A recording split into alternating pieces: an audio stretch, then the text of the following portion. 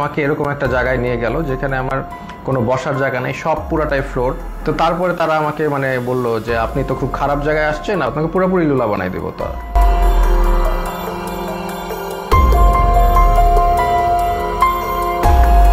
ওখানে আমাকে তারা 36 দিন ঘুমাতে দেয় নাই, ইলেকট্রিক শকের মাধ্যমে, গরম পানির মাধ্যমে। সাবেক প্রধানমন্ত্রী শেখ হাসিনার পদত্যাগের পর থেকে কিছু ভয়ঙ্কর জিনিসের নাম উঠে আসতেছে সোশ্যাল মিডিয়ার মধ্যে। দর্শক, আপনারা হয়তো ইতিমধ্যেই শুনেছেন ফ্যাসিস্ট হাসিনার সব থেকে ভয়ঙ্করতম একটা জিনিস ছিল আয়নাঘর। হ্যাঁ দর্শক, আজকের ভিডিওতে আমরা আয়নাঘর সম্পর্কে বিস্তারিত জানতে চাচ্ছি এবং আয়নাঘরে ছিল এমন মানুষের সাক্ষাৎকার দেখতে চাচ্ছি। ভিডিওটি এত বেশি ভয়ঙ্কর হতে যাচ্ছে, আপনারা যদি ভিডিওটি শেষ পর্যন্ত দেখেন তাহলে বুঝতে পারবেন যে আমরা এতদিন কোন সরকারের আওতাধীন ছিলাম। আমরা শুধু নামমাত্রই স্বাধীন ছিলাম, কিন্তু আমাদের দেশের মানুষরা কতটা নির্যাতনের শিকার হয়েছে, কতটা খারাপ অবস্থায় ছিল, আপনারা যদি ভিডিওটি শেষ পর্যন্ত দেখেন তাহলে হয়তো বুঝতে পারবেন।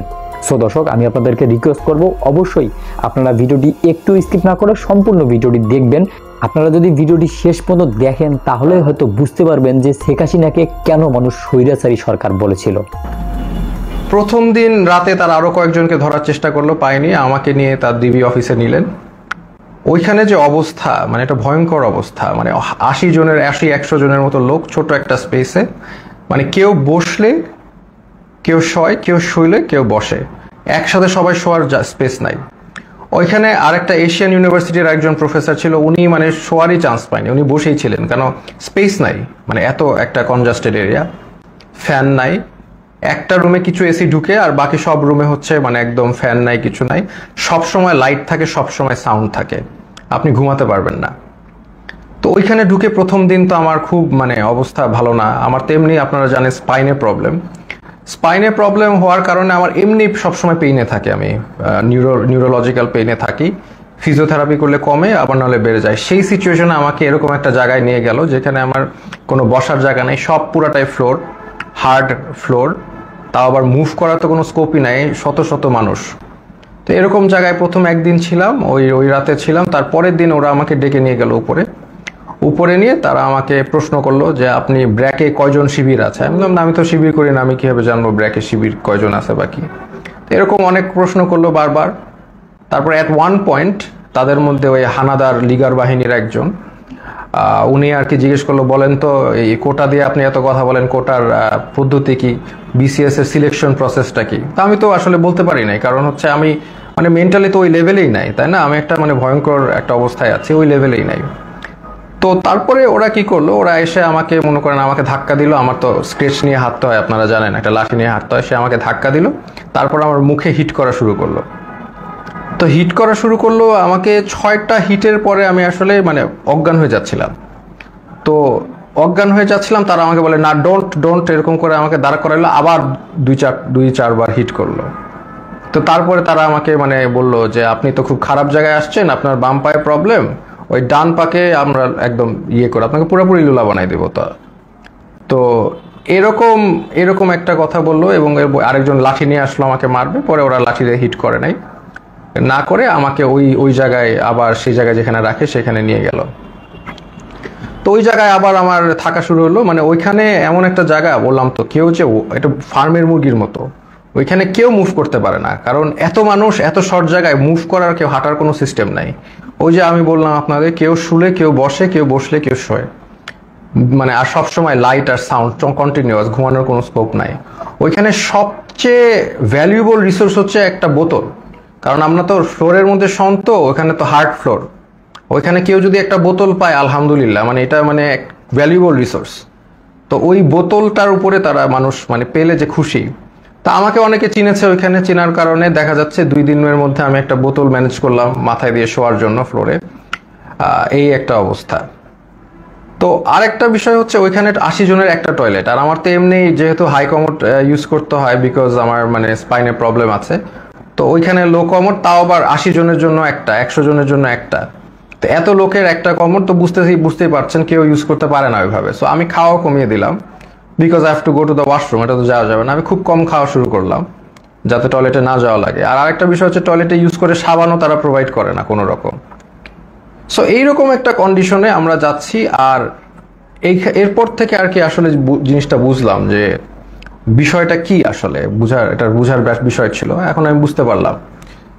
তো তারা প্রতিদিন ডাক দিবে, নাম কল করবে, ধরেন আপনার নাম হচ্ছে, ধরেন আমার নাম আসিফ মাহতাব, ধরে বলবে আসিফ মাহতাব, বাবার নাম শাহাবুর রহমান, এরকম বলবে, বলে নিয়ে যাবে, নিয়ে চোখ বাঁধবে, মুখ বাঁধবে, তারপর তাদেরকে ঝুলায় টর্চার করতে থাকবে, বাড়ি দিতে থাকবে, বিভিন্নভাবে টর্চার, লাঠি দিয়ে পিটাবে, পায়ের তলায় পিটাবে, হাড়ের বিন্দে মারবে, মানে মানুষের শরীর নীল অবস্থায় তারা ফিরে যায়, সারা শরীর মারতে মারতে রক্ত জমাট বেঁধে নীল অবস্থায় এক একজন লোক ফিরে জাস্ট। এবং তারা সাইকোলজিক্যালি একদম মানে অবভিয়াসলি নর্মাল না, কারণ তারা এখন নাম শুনলে, তাদের নামটা ডাক দিলে তারা ভরকায় ওঠে যে এখন মনে হয় তাদেরকে নিয়ে টর্চার করবে। তো এইরকম অবস্থা আমি দেখলাম বিষয়টা যে এরকম চলছে। তো এখন এরকম চলছে, আমি তো বুঝলাম যে হয়তোবা আমার সাথেও এরকম করবে, তারা তো বলেই দিছে আমাকে পাটা ভেঙে দিবে। তো এরকম একটা করবে এবং সবার সাথেই করছে। স্পেশালি জামাতের যারা আছে তাদেরকে, মানে জামাত যেহেতু বলে ফেলছে একবার, তাদেরকে মানে অমানবিকভাবে টর্চার করছে জামাত। আর নূর ভাইয়ের সাথেও ওখানে দেখা হলো, নূর ভাইরে বললাম কি অবস্থা, তো নূর বলল যে ভাই আমাকে তো অনেক মারছে, হাত দিয়ে দেখালো, হাত নীল হয়ে গেছে। তো এই হচ্ছে সিচুয়েশনটা। আর ওখানে তো মানে আর সবসময় তো লাইট, বাইরে যে একটা আলো, বাইরে যে বৃষ্টি পড়তেছে নাকি এটা আমরা গেস করা শুরু করলাম যে বাইরে আদৌ বৃষ্টি পড়ছে কিনা, কারণ মোটা ওয়াল, কোনো উইন্ডো নাই, কোনো বাইরের কোনো আলো বাতাস তো আমি জানি নাকি, ভিতরের মধ্যে থাকি আমরা বদ্ধ ঘরে, শুধু আলো আর এই যে কনস্ট্যান্ট সাউন্ড, মানে এই একটা অবস্থা। সো দর্শক, আপনারা তখন থেকে শুনতে পারলেন যে আসিফ মাহতাব স্যার বলতেছেন যে তাকে ধরে নিয়ে যাওয়ার পর বা মানুষদেরকে এই যে কোটা আন্দোলনের মধ্যে যে ধরে নিয়ে যাওয়া হয়েছিল, তাদেরকে কি অবস্থাটা করা হয়েছিল, তাদের সঙ্গে কি টর্চারটা করা হয়েছিল, সেটি কিন্তু আসিফ মাহতাব স্যার ক্লিয়ার ভাবে বলছেন। আর দর্শক, এখন আমরা শুনতে যাচ্ছি যে আসলে আয়নাঘরের ভিতরে কি রকম টর্চার করা হয়েছিল সেই বিষয়টি। একজন মাদ্রাসার হুজুরকে ধরে নিয়ে গিয়ে তারা এইরকম একটা নির্যাতন করেছে, আপনারা ভিডিওর সাইডে দেখতে পাচ্ছেন। এই হুজুরটাকে কিন্তু এইরকম একটা মানসিক টর্চার করা হয়েছিল। সো দর্শক, আমরা এনার কাছ থেকে শুনবো যে আসলে এনার সঙ্গে কি হয়েছিল এইরকম আয়নাঘরে। সো দর্শক, আমি আপনাদেরকে রিকোয়েস্ট করবো, অবশ্যই আপনারা কিন্তু ভিডিওটি একটু স্কিপ না করে সম্পূর্ণ ভিডিওটি দেখবেন।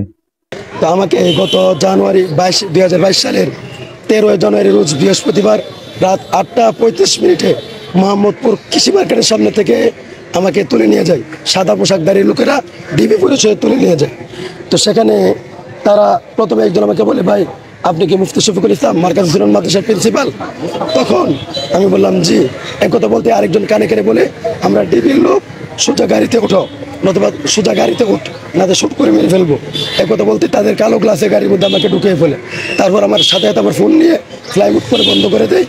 আমি তাদের অনেক বলেছি তারা যেন আমাকে আমার পরিবারের সাথে যোগাযোগ করে জানায় যে আমি গ্রেফতার হয়েছি বা আমি প্রশাসনের লোকের কাছে আছে, কিন্তু তারা এটা করে নাই। তারপর তারা আমার চোখ বেঁধে ফেলে, কিছুক্ষণ পরে তারা আমার 2 হাতে হ্যান্ডকাপ পরায়। তারপর তারা আমাকে নিয়ে যায় এক জায়গায়, আমি আন্দাজ করেছি বা পরবর্তী সময় জানতে পেরেছি সেটা উত্তরা রেব ওয়ানের তত্ত্বাবধানে, যদিও তারা নিজেকে আমার সামনে ডিবি পরিচয় দিয়েছে, কিন্তু তারা রেব ওয়ান ছিল। তারা রেব ওয়ান অফিসে না, অফিস এক জায়গায়, আর টর্চার সেলের অফিস থেকে আরেকটু দূরে। কারণ আমাকে জিজ্ঞাসাবাদ করা হয়তো টর্চার সেল থেকে, গাড়ি দিয়ে আয় নাই না, জিজ্ঞাসাবাদ করা হয়তো, টর্চার করা হয়তো। তো ওখানে আমাকে তারা 36 দিন ঘুমাতে দেয় নাই, আমাকে 36 দিন লাগাতার ঘুমাতে দেয় না। চিন্তা করা যায়, 40 দিন পর্যন্ত আমার চোখ বেঁধে রাখছে, আমার মাথা বেঁধে রাখছে, আমাকে নিয়মতান্ত্রিক উজু করতে দেয় নাই, নামাজ পড়তে দেয় নাই, তেলাওয়াত করতে দেয় নাই, আমার পর্যাপ্ত খাবার দেয় নাই, আমাকে আলো দেখতে দেওয়া হয় নাই, আমাকে কারোর সাথে কথা বলতে দেওয়া হয় নাই, আমার পরিবারের খবর দিতে দেওয়া হয় নাই, আমাকে প্রস্রাব করে পর্যাপ্ত সময় দেওয়া হতো না, পায়খানা করে পর্যাপ্ত সময় দেওয়া হতো না, পায়খানা করতে গেলে সেখানে দরজা খোলা রাখতে বলতো। তারপর আমার পোশাক তারা খুলে নিয়েছিল, আমাকে পাগলের পোশাক রাখা হয়েছিল ইলেকট্রিক শকের মাধ্যমে। ওখানে আর অনেক লোক আছে, ইলেকট্রিক শকের মাধ্যমে, গরম পানির মাধ্যমে, এরকম লাঠি পিটার মাধ্যমে, হাত প্লাস দিয়ে বা কোটাই ফেলার মাধ্যমে, সুই ঢুকাই দেওয়ার মাধ্যমে, মানসিকভাবে বিভিন্নভাবে তারা টর্চার করতো। তারা বলতো আমাকে পাগল বানিয়ে ফেলবে। আমি শুধু কান্না করতাম, আল্লাহর কাছে দোয়া করতাম, আল্লাহ তুমি আমাকে সুস্থ রাখো, তারা জানি না আমাকে বাঁচায় রাখো। তারা আমাকে 3বার ক্রস ফায়ার দেওয়ার জন্য নিয়ে গেছিল, তারা 3বার তারা আমাকে হত্যা করার জন্য নিয়ে গেছে, আমাকে ক্রস ফায়ার দিয়ে মেরে ফেলবে। আমি তাদের হাতে পায়ে ধরে বলতাম আমার কি অপরাধ, আমি কি করেছি। তারা বলছে তোমরা রাষ্ট্রের বিরুদ্ধে ষড়যন্ত্র করো, সরকারের বিরুদ্ধে কথা বলো, সরকারের বিরুদ্ধে বক্তব্য দাও, সরকারের বিরুদ্ধে জুমার খুতবা দাও। আমি বললাম আমি তো ছোট মানুষ, আমার তো এত পরিচিতি নাই, আমি এতটা ফেমাসও না, আমার কথা কার কি আসা যায়, আমি আপনাদের এমন কি ক্ষতি করে ফেললাম, আমি তো কারো কোনো ক্ষতি করে নাই, আমি আমার জীবনে কাউকে বকা দেয় নাই, গালি করি নাই, কারো সম্পদ নষ্ট করি নাই, দুর্নীতি করি নাই, মিথ্যাচার করি নাই, কাউকে আঘাত করি নাই, কাউকে হত্যা করি নাই, কোনো ধরনের অপরাধ কারোর সাথে করি না। তারপরেও তারা আমাকে এরকমভাবে নির্মমভাবে অত্যাচার করে 40 দিন আমার চোখ বেঁধে রেখেছে। তারপরে 40 দিন পরে তারা আমাকে আবার পোশাক পরতে দেয়। তারপরে তারা আমাকে এক জায়গায় নিয়ে গেছে, সেখান থেকে আমাকে নিয়ে গেছে মেরে ফেলবে। তারপর তারা এই গাড়ি চেঞ্জ করে অন্য গাড়িতে দিল। 40 দিন পরে রাত 12টায় আমি চোখ খুলে দেখি নীলফামারী র্যাব 13 সিপিপি র্যাব 13তে আমাকে সেখানে নেওয়া হয়েছে। আমি বললাম আমাকে আপনাদের কাছে কে দিয়ে গেলো? তারা বললো আমরা জানি, আমরা বলতে পারবো না, অন্য জায়গা থেকে দেওয়া হয়েছে, যেখানে তোমাকে নেওয়া হয়েছিল সেখানে তোমাকে মেরে ফেলতে নেওয়া হয়েছিল, তুমি বেঁচে গেছো, আমাদের কাছে আসছো। তারপরে তারা আমাকে অনেক টর্চার নির্যাতন করার পরও নীলফামারী র্যাব 13 এরা আমাকে টর্চার নির্যাতন করার পর আমি ব্যতীত আমার অসুস্থ হওয়া সত্ত্বেও তাদেরকে বলেছিলাম আমাকে চিকিৎসা করানোর জন্য। তারা আমাকে হসপিটাল নিয়ে গেছে, বলছে ডাক্তারের কাছে যাই বলবো তোমার কোনো অসুবিধা নাই। আমি ডাক্তারের কাছে বলতেছি যে আমার অসুস্থতার কথা, সেখানে ডাক্তার আমার কথা গ্রহণ করে নাই। তারাও ডাক্তারকে বলে দিচ্ছে যেন আমার কোনো অসুস্থতার রিপোর্ট তৈরি না হয়। ডাক্তার ভুয়া মিথ্যা রিপোর্ট তৈরি করেছে, আমি সুস্থ। তারপরে সেখান থেকে আমাকে ম্যাজিস্ট্রেট কোর্টে নিয়ে যাওয়া হয়, সেখানে আমাকে বই দেখানো হয় কোর্টে নেওয়ার আগে, যদি তুমি ম্যাজিস্ট্রেটের সামনে সব কিছু বলো এতদিন যাওয়া হয়েছে, তাহলে তোমাকে আমরা সেখান থেকে ম্যাজিস্ট্রেট তোমাকে নেবে না, আমরা আবার এনে তোমাকে গুম করব। আর যদি বলো আমরা যেভাবে বলি এইভাবে যদি বলো, তাহলে ম্যাজিস্ট্রেটের কাছে দিয়ে দিলে তোমাকে একটা মামলা দেওয়া হবে, তারপরে তুমি জামিনে বের হয়ে যেতে পারবা। আমি তাদের হাতে বেয়ে ধরে বলছি স্যার যে কোনো মূল্যে হোক আমাকে বের হওয়ার ব্যবস্থা করুন, অথবা ম্যাজিস্ট্রেটের কাছে দেন। তখন তারা বলে ম্যাজিস্ট্রেটের কাছে যদি যেতে চাও তাহলে তারা কতগুলো কথা বলে দিয়েছে, এগুলো বলতে হবে, তারা বিভিন্ন অন্যায়ের কথা বলেছে, এগুলো স্বীকার করতে হবে। আমি চিনি না ওই এলাকা, রাস্তাঘাট কোনো কিছুই চিনি না। তারপরে সেখানে ম্যাজিস্ট্রেটের সামনে আমাকে নিয়ে বলছে কোথায়, আমাকে বলছে গতকালকে তারা গ্রেফতার করেছে, গতকালকে তারা 40 দিন টর্চার করছে, এটা বলে নাই, গতকালকে তারা গ্রেফতার করেছে। তারপরে ম্যাজিস্ট্রেটের সামনে এই কথা বলেছে। আমি ম্যাজিস্ট্রেট আমাকে জিজ্ঞেস করলো এখানে তুমি কোথায় আসছো কেন? আমি বলছি স্যার আমি এখানে কোনো কিছু চিনি না। তারা আমাকে এভাবে তারা আমাকে ওই পরের ঘটনাগুলো বলতে দেয় না, দাঁড়ায় আছিল। তারপরে ম্যাজিস্ট্রেট আমাকে জেলখানায় পাঠায়, সেখানে অনেক কাহিনী, জেলখানার ভিতরে সেলের ভিতরে এখানে নির্যাতন করা হয়তো। প্রথমত কথা হলো লাঠিতে পিটানো হয়তো। আর আমাকে সবচেয়ে বেশি কষ্ট হয়েছে, আমাকে লাগাতার 36 দিন ঘুমাতে দেওয়া হয়নি, আমাকে দাঁড়িয়ে রাখা হয়েছে। একটা মানুষ এক লাগা 2 ঘন্টা 3 ঘন্টা 5 ঘন্টা দাঁড়িয়ে থাকলে তার অবস্থা খারাপ হয়ে যায়। 36 দিন আমাকে ঘুমাতে দেওয়া হয় না, আমার মেরুদণ্ড ফেটে যাওয়ার মতো অবস্থা হতো। আমার মাথাকে 40 দিন পর্যন্ত টাইট করে বাঁধা রাখা হয়েছে। আর এর জন্য আমার যে ব্যথা তৈরি হয়েছে এখন পর্যন্ত আমার সেই ব্যথা আছে। আমি 1.5 বছর জেল খাটার পরে বের হয়েছি, 1.5 বছর পরে আজকে পর্যন্ত সেই ব্যথা আমার অনুভূত হয়। আমার সারা শরীরে আমি অসুস্থ হয়তো তেমন অবস্থা হয়ে গেছে, নিস্তেজ হয়ে গেছে। আমি ভালোভাবে হাঁটতে পারি না, একতলা সিঁড়ি উঠতে পারি না। অথচ আমি অত্যন্ত পরিশ্রমী ছিলাম, কর্মঠ ছিলাম, আমি অনেক পরিশ্রম করতে পারতাম। আজকে আমার জীবনটা, হ্যাঁ চোখ বাঁধা ছিল, হাত বাঁধা ছিল, কখনো হাত পিছন দিয়ে বাঁধা রাখতো, কখনো উল্টায়া রডের লেগে ঝুলাই, এরকম রডের সাথে ঝুলাই বাঁধা রাখা হয়তো। ওখানে যে ছোট ঘরটা, ওই ঘরটা একজন মানুষ শুধু দাঁড়ানো যায়, এর বেশি কিছু করা যায় না। হাঁটা চলা করে একজন মানুষ দাঁড়ানো যায় বা চাইলে বসতে পারে, কোন রকম শুইতে পারে। এত ছোট্ট একটা কবরের মতো একটা ঘর, ওই ঘরের মধ্যে সেখানে রাখা হয়তো, অন্ধকারের মধ্যে রাখা হয়তো। ওখানে সবচেয়ে বড় কথা হলো যে মানসিকভাবে আমাদেরকে ব্যাপক টর্চার করা হয়তো, শারীরিক টর্চার করা হয়তো।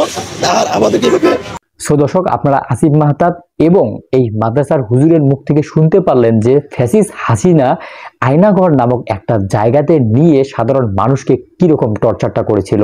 বর্তমান বাংলাদেশ স্বাধীন হয়েছে, এই স্বাধীন বাংলাদেশে আপনাদের এইরকম কথাগুলো শুনে, এইরকম মানুষের কষ্টগুলো শুনে আপনাদের অনুভূতিটা কি? এই বিষয়ে আপনাদের মতামতটি অবশ্যই ভিডিও কমেন্ট বক্সে করে যাবেন। আর দর্শক, বর্তমান শুরু হয়েছে অন্তর্বর্তীকালীন সরকারের আমল। আমরা সকলেই আশা করি এই সরকার আমাদের বাংলাদেশকে একটি সুন্দর বাংলাদেশ হিসেবে গড়ে তোলার প্রতিজ্ঞাবদ্ধ হবেন। ভিডিওটি ছিল এতটুকুই। ভিডিওটি সম্পর্কে আপনাদের যে কোনো রকমের মন্তব্য করতে পারেন আমাদের ভিডিও কমেন্ট বক্সে। আবার দেখা হবে নতুন কোনো ভিডিওতে, নতুন কোনো টপিক নিয়ে। ভিডিওটি শেষ করার আগে একটি অনুরোধ থাকবে, আপনি যদি প্রথমবারের মতো আমাদের এই ছোট্ট চ্যানেলটিতে এসে থাকেন তাহলে অবশ্যই চ্যানেলটিকে সাবস্ক্রাইব করে রাখবেন, পাশে আসা বেল আইকনটি অন করে রাখবেন। ভালো থাকবেন, সুস্থ থাকবেন, আল্লাহ হাফেজ।